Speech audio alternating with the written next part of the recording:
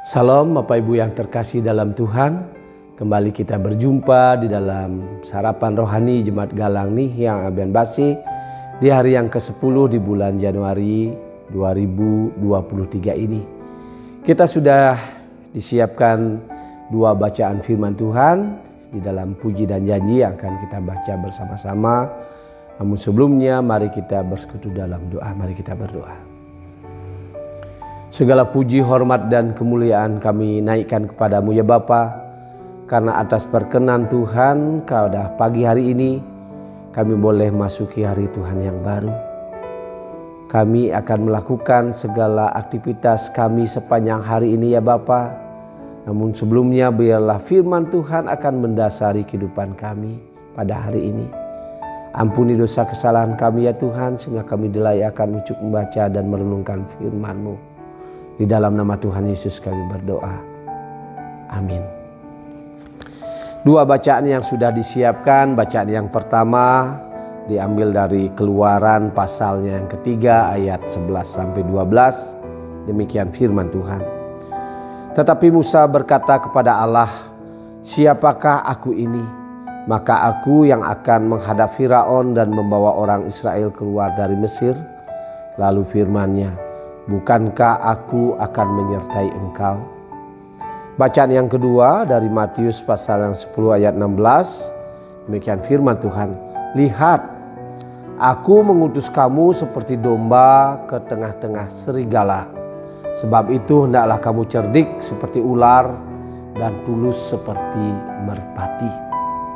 Saya memberikan judul renungan pada pagi hari ini adalah domba di tengah-tengah serigala. Bapak, Ibu dan Saudara yang terkasih di dalam Tuhan Yesus Kristus, kita sebagai pengikut Kristus yang sungguh-sungguh sudah mempercayakan diri kita kepada Yesus, sekali untuk selama-lamanya telah ditetapkan oleh Tuhan untuk menjadi saksinya, untuk memberitakan Injil Kristus di dalam dunia ini. Dan yang terpenting juga adalah kita menghasilkan buah, dan buah-buah kita adalah buah yang tetap bagi kerajaan Allah, yakni orang-orang yang diselamatkan dan terus menyaksikan Kristus sampai Ia datang untuk kedua kalinya. Dari bacaan yang pertama ini juga seperti Musa yang merasa dirinya tidak layak di hadapan Allah. Kita juga sering merasa tidak layak.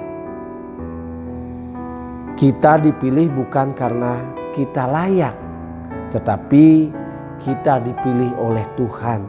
Karena Tuhan yang sudah memutuskan memilih kita. Dan janji Allah tetap sama seperti janjinya kepada Musa. Bahwa Dia akan beserta akan kita. Dalam berkat penyertaannya itu dengan tanda-tanda yang jelas yang boleh dilihat oleh orang-orang yang ada di sekitar kita. Bahwa Tuhan beserta akan kita karena Dia yang telah memilih kita. Tuhan memilih kita untuk menjadi saksi-saksinya dalam segala bidang kehidupan kita. Tidak saja di dalam pelayanan gereja.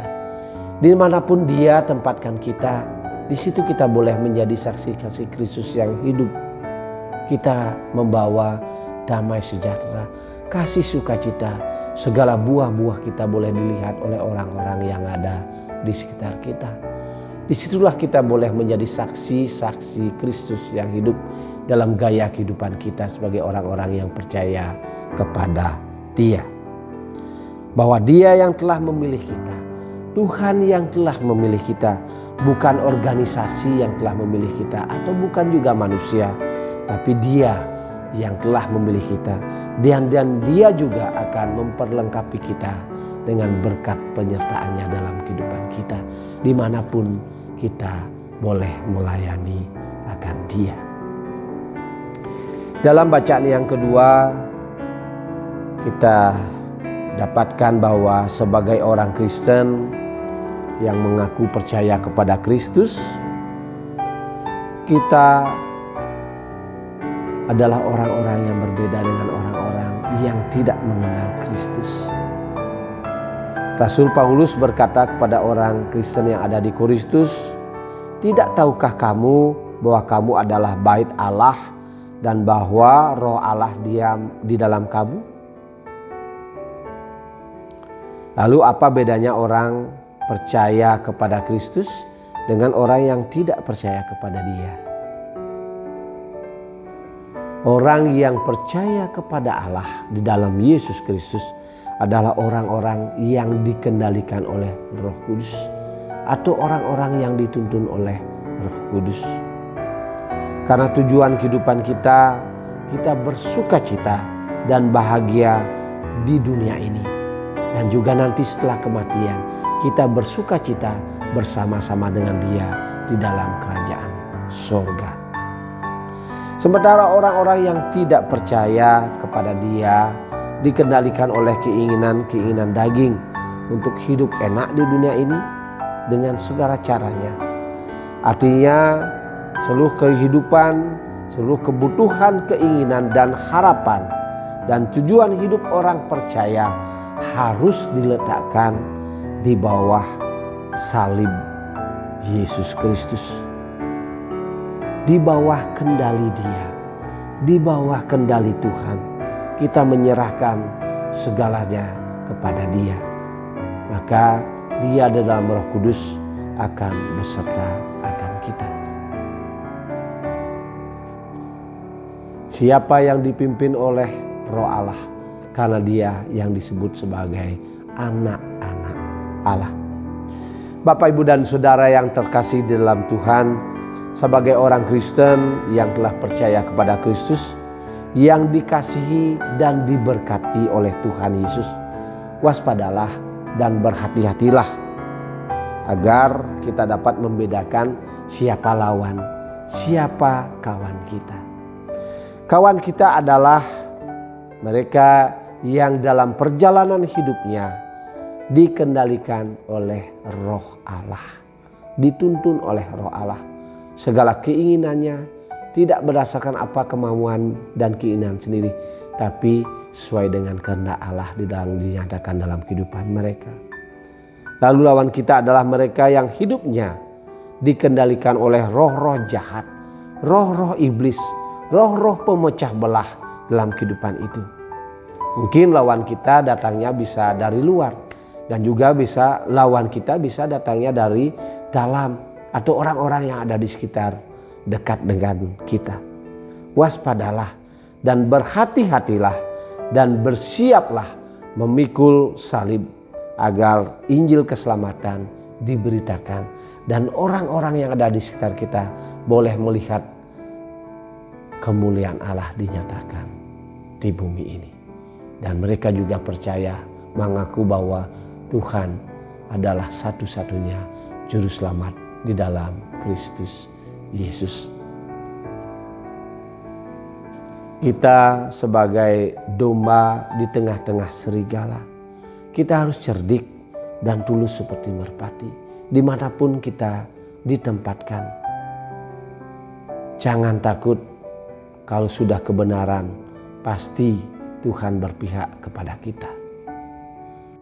Domba Allah dimanapun ditempatkan akan diperlengkapi oleh Dia dengan kekuatan. Jangan pernah merasa takut. Kita cerdik seperti ular. Kita tidak mengikuti orang-orang yang ada di sekitar kita. Kita tidak mengikuti hal-hal jahat yang telah dirancangkan oleh orang-orang yang ada di sekitar kita. Tapi kita tetap setia karena kebenaran janji penyertaan Tuhan. Sekalipun kita sendiri, Tuhan pasti bersertakan kita. Tulus seperti merpati, seperti Roh Kudus yang akan bersertakan kita dalam kehidupan kita, Bapak, Ibu, Saudara dan saya. Karena Dia dalam Roh-Nya yang kudus akan beserta di dalam kehidupan kita. Amin. Mari kita berdoa.